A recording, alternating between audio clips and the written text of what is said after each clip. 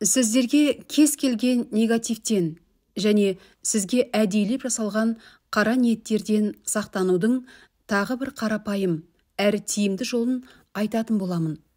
Оның үстіне сіз әсершіл болсаңыз, бұл сізді ондай жағдайдан қорғаудың тиімді жолы болып табылады.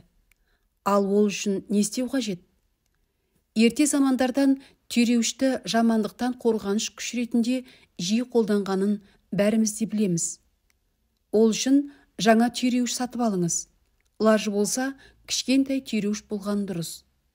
Кез келген шамды, яғни свечаны жағыңыз да, жанып тұрған шамның жоғары жағында. Қолыңыз күйіп қалмайтындай етіп, оң қолыңызға түйреуішті ұстап тұрыңыз. Сол кезде сіз неден қорғанғыңыз келеді? Соның бәрін айтып шығыңыз. Мысалы, сырт көзден, тіл сұқтан, жаман адамдардың қара ниетінен, ауру сырқаудан сақта, қорға деген сияқты.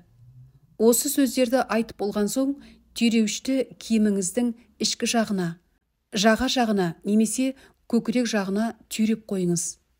Денеңізге зақым тигізбейтіндей ашылып кетпеуін қадағалаңыз.